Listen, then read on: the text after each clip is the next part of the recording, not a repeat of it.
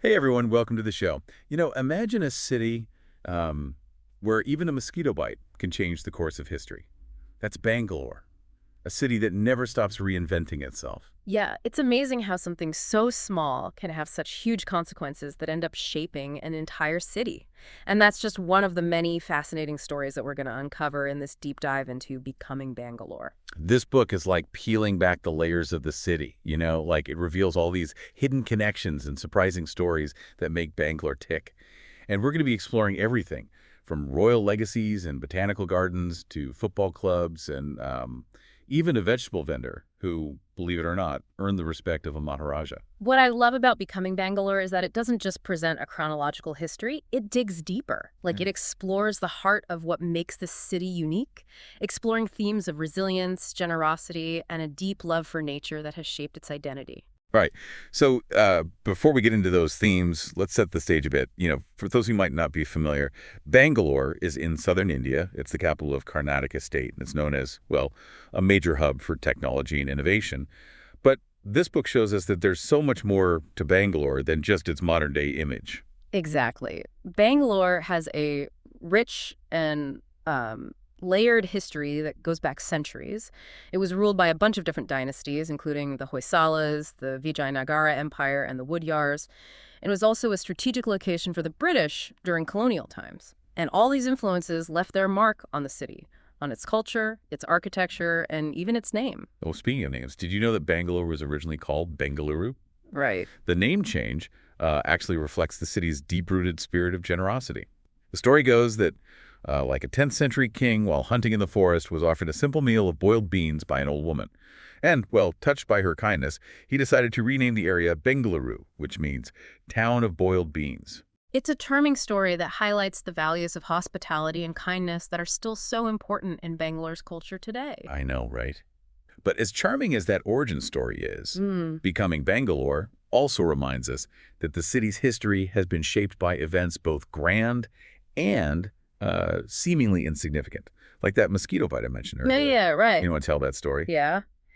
So after the fall of Tipu Sultan, Colonel Arthur Wellesley, who later became the Duke of Wellington, was stationed in Srirangapatna. Mm-hmm. He chose Tipu's summer palace as his base, but it was so infested with mosquitoes that he just couldn't take it. So he decided to move his whole camp to Bangalore. And that, my friends, is how a pesky mosquito helped shape the future of a city. Bangalore, with its higher elevation and cooler climate, offered respite from the mosquito scourge. And Wellesley's decision to move his camp there kind of set in motion Bangalore's journey toward becoming a major administrative center. It's incredible. It is. It makes you think about all the twists and turns of history. A tiny mosquito leads to a major shift in power. It's like something out of like chaos theory. Right. Okay, so let's talk about this whole idea of reinvention a bit more. Becoming Bangalore highlights the city's remarkable ability to adapt and embrace change. I mean, from its early days as a military outpost to its transformation into a global tech hub, Bangalore has constantly reinvented itself. Yeah, absolutely. The book really dives into how the city has embraced new technologies over and over again, from the introduction of electricity to the establishment of India's first aircraft factory. And these developments not only modernized Bangalore, but also laid the foundation for its future success in industries like aerospace and information technology. Yeah, I mean, that's clear to see today. But this spirit of innovation goes way beyond just technology, though, right? I Mm. mean, it's like woven into the very fabric of the city. The book tells the story of um, Arcot Narain Swami Udaliar, a vegetable vendor who, through hard work and business savvy, rose to become a prominent businessman and philanthropist. And he even earned the title Dharmaratnakara from the Maharaja himself. Right. His story shows just how strong Bangalore's entrepreneurial spirit is. It shows its culture of opportunity and its ability to recognize and reward talent, regardless of where you come from. It's a reminder that Bangalore has always been a city where anyone can make their mark. I love that. And you know what else his story shows? Another important theme that runs through the book, generosity. We see this in the legend of the town of boiled beans, and also in all the stories of all the people who have contributed to making the city better. Absolutely. And speaking of generosity, one figure who really embodies this spirit is Salumarada Thimaka, a humble woman who spent her life planting trees along a highway. Over decades, she planted hundreds of banyan trees, transforming a barren stretch of road into like a lush green corridor. That's amazing. It's incredible how one person's actions can have such a big impact on a city's landscape and its identity. And speaking of landscapes, Becoming Bangalore explores the city's deep connection to nature, particularly its love for trees. The book even mentions that Bangalore was once known as the Garden City of India. Yeah, and that wasn't just a name. Bangalore has so many parks and gardens, including the iconic Laba Botanical Garden. Initially, it was just supposed to be a place to grow, like, useful plants like coffee and durian. The British were all about practicality. Makes sense. But over time, Laba became something much bigger. It's a sanctuary of biodiversity now, a green lung for the city, and a testament to Bangalore's enduring love for nature. I love that. Yeah. And it's more than just Laba. The book highlights how trees are like deeply connected to the city's cultural and spiritual life. Hmm. From the ancient banyan trees that are revealed as sacred to the way people take care of their own gardens and street trees. Bangalore's connection to nature is so strong. Yeah, it really is. Like the whole city breathes through its trees. I love that image. Okay, let's switch gears for a second to something that might surprise some listeners. Becoming Bangalore talks about the city's response to a devastating plague outbreak in 1898. Oh, yeah, that was huge. That outbreak had a big impact on the city, not just in how many people died, but also how it changed things socially. And it led to the creation of some unexpected cultural trends. Like the rise of Bangalore's famous cafe culture, right? Right. Apparently, it was during the plague that a man named K.T. Appanna started the Hindu Coffee Club. It was a safe and welcoming space for people to gather, during a really scary time. That's amazing, and that's where it all started. It is. Appanna's initiative speaks to the city's inclusive nature and its ability to adapt, even in the face of something as awful as a plague. It's also a glimpse into the origins of Bangalore's cafe culture, which is still thriving today. Yeah, it's a great place to just hang out, talk, and of course drink some amazing coffee. Ah, It's fascinating how a crisis can lead to such unexpected cultural shifts. It makes you wonder what other hidden stories and connections are just waiting to be discovered in Bangalore's past. definitely. And it's exactly what we'll be looking at more in the next part of our deep dive. We'll dig into the legacies of royal families, the stories of visionary leaders, and the evolution of iconic landmarks that have shaped this dynamic city. So stay tuned. There's a lot more to discover about Bangalore's fascinating journey, from a town of boiled beans to a global metropolis. So, picking up where we left off, let's step back in time and explore the legacy of the Wadiyars, the royal family that ruled Mysore for centuries. They had a huge impact on Bangalore's cultural scene. Yeah, when I think of royalty, I usually think of, fancy palaces and lavish lifestyles. But Becoming Bangalore shows a different side of the Wadiyars. They're portrayed as patrons of art, education, and progress. That's true. One really interesting figure is Maharaja Krishnaraja Wadiyar IV. He was a visionary ruler who spearheaded all these projects to modernize Mysore, including the construction of the iconic Krishnaraja Sagara Dam, one of the biggest dams in India back then. Wait a minute, a dam? That doesn't sound very artsy for a royal, does it? Well, think about it this way. The dam wasn't just about irrigation and managing water. It was a symbol of progress and technological advancement.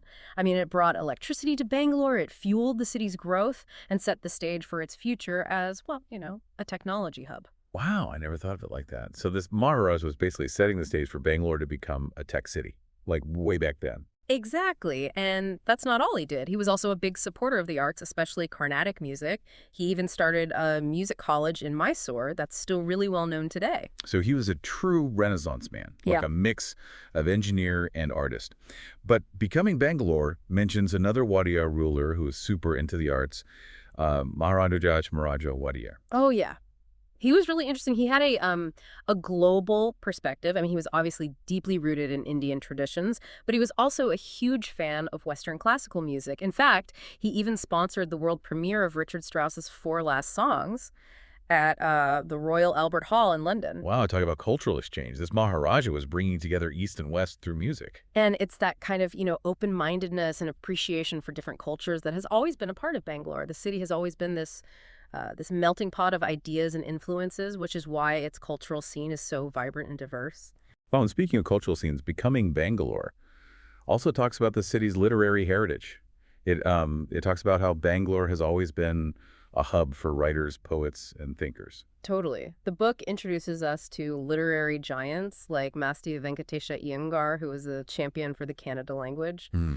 and Triveni, a pioneering woman writer who wrote about the complexities of women's lives in her novels. It's really cool to see how these writers use their words to capture the essence of Bangalore, its people, its traditions, and its changing identity. And that legacy is still alive today. Becoming Bangalore mentions contemporary initiatives like the beloved Bangalore column, which explores the city's lesser-known histories and anecdotes.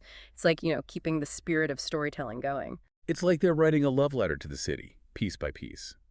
But, beyond royalty and literature, Becoming Bangalore also shines a light on the everyday heroes who've shaped the city. We already talked about that vegetable vendor turned philanthropist. But there's another amazing person who really caught my eye, Sir M. Visvesvaraya. Ah, Sir MV, as people fondly call him.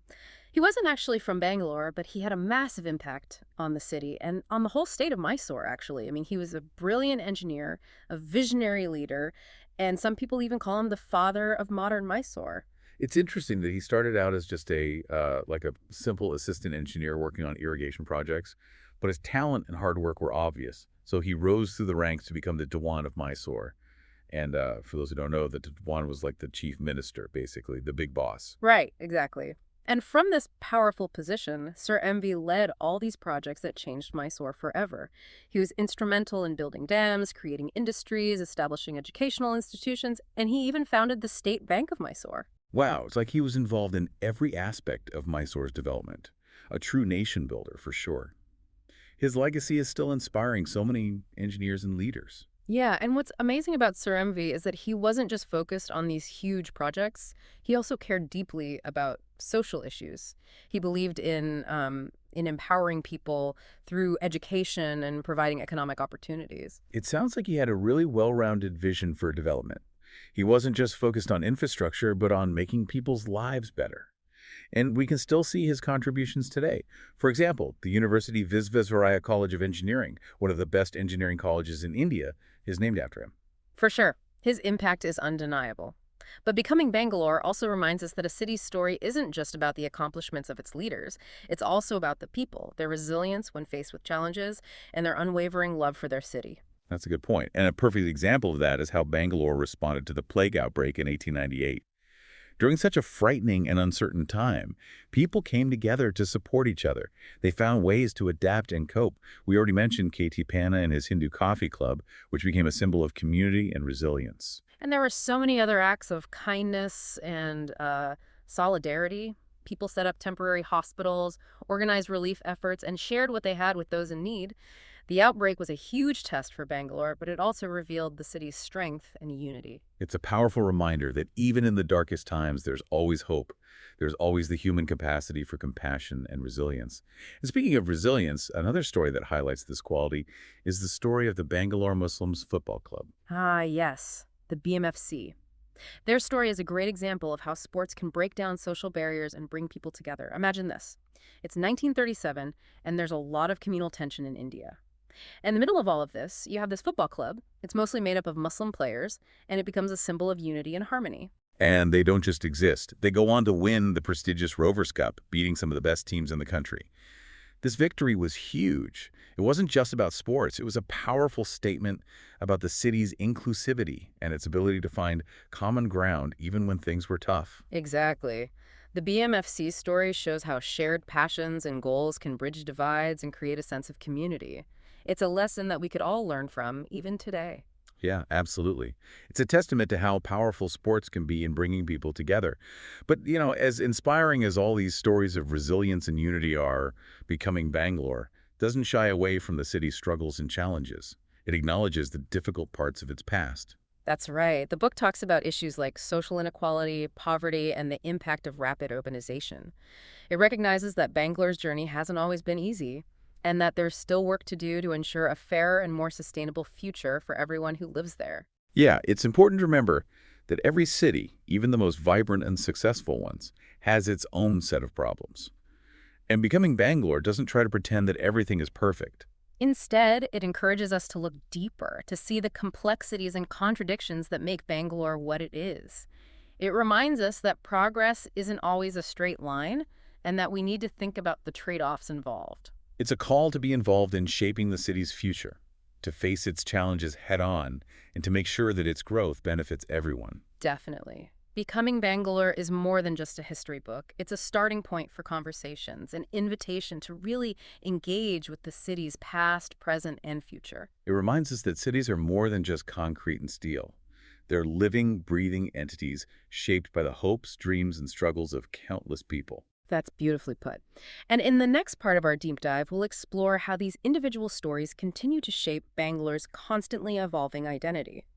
We'll take a look at the city's culinary scene, its artistic expressions, and its enduring connection to nature, uncovering those hidden gems and unexpected connections that make Bangalore such a fascinating place. As we wrap up our deep dive into becoming Bangalore, you know, I'm really struck by the city's ability to reinvent itself over and over again, but without ever losing sight of its roots. It's kind of like a tree that keeps growing and spreading its branches, but its roots are still firmly planted in the ground. I like that. That's a great way to put it, and it really speaks to that resilience and adaptability that we've been talking about this whole time. Becoming Bangalore shows us that the city has changed in both big and small ways, and all those changes have made it what it is today. Yeah, and one thing that stood out to me is how the book highlights the importance of those seemingly insignificant details. It's like those little stories, those quirky little historical facts that really bring Bangalore to life. Yeah, for sure. Like, who would have thought that Bangalore's first printing press was brought in by a missionary who also translated the Bhagavad Gita into Canada? It's those kinds of surprising connections that make history so fascinating and remind us that even small actions can have big consequences. Right. And speaking of those ripple effects, remember that mosquito bite we talked about? The one that made Colonel Wellesley move his camp to Bangalore? Well, becoming Bangalore goes into the city's military connections and its role in different conflicts. Yeah, one story that really stuck with me was the invention of the Bangalore torpedo during World War I. This device, which was designed to clear barbed wire, shows the ingenuity and engineering skills that already existed in Bangalore at that time. Wait, are we talking about the same Bangalore? The city known for being laid back, for its love of coffee, and for its gorgeous gardens. It's hard to picture this peaceful city as a center for military innovation. See, that's what makes Bangalore so cool. It's full of surprises. And the Bangalore torpedo story reminds us that innovation can happen anywhere and that a city's identity is shaped by so many different things. Yeah, it's a reminder that there's always more to discover. Every city has its hidden layers just waiting to be uncovered. But becoming Bangalore also digs into the social and cultural side of the city, especially the role of different communities in shaping its identity. One of the things that comes up again and again is the city's inclusiveness. Historically, Bangalore has been a melting pot of cultures, attracting people from all across India and even from around the world. And you can see this diversity in its cuisine, languages, religious institutions, and artistic expressions. We already talked about the Bangalore Muslims Football Club and how they won the Rovers Cup during a time when communal tensions were high. But the book goes deeper than that. It shows how all sorts of different communities have helped Bangalore grow and evolve. For instance, it talks about how Anglo-Indians have shaped Bangalore's cultural scene, especially in music, education, and food. It also looks at how different religious communities have coexisted peacefully in Bangalore, adding to its rich social tapestry. And let's not forget about the city's incredible food scene, which really reflects its cosmopolitan identity. You've got everything from those classic Udupi restaurants serving traditional South Indian dishes to all the trendy microbreweries and international cuisine. Bangalore's food is a true testament to its diverse population. And how about that avarekai, that flat bean that everyone in Bangalore seems to love? It shows how much the city enjoys simple pleasures and how connected it is to its agricultural roots. Becoming Bangalore makes it clear that food is more than just fuel. It's a way of life, a part of the culture, and something that brings the community together. That's so true. And as we've journeyed through Bangalore's history, we've seen how the city has managed to balance its rapid growth with a deep respect for its past and a commitment to building a brighter future. The book emphasizes how important it is to protect green spaces, to promote sustainable practices, and to foster a sense of community as the city keeps growing. It reminds us that progress shouldn't come at the expense of the environment or the well-being of the people who live there. Yeah, becoming Bangalore doesn't sugarcoat the challenges the city faces, but it also gives us a sense of hope and optimism.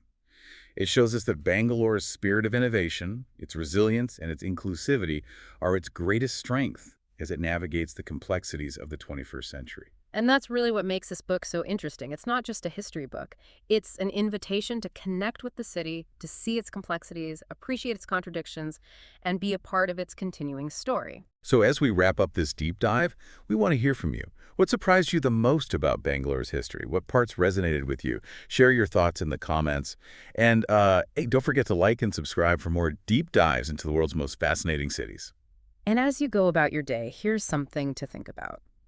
We've looked at Bangalore's amazing transformation over the centuries, but what's next for this dynamic city? What challenges and opportunities will shape its future, and what role will each of us play in writing that story?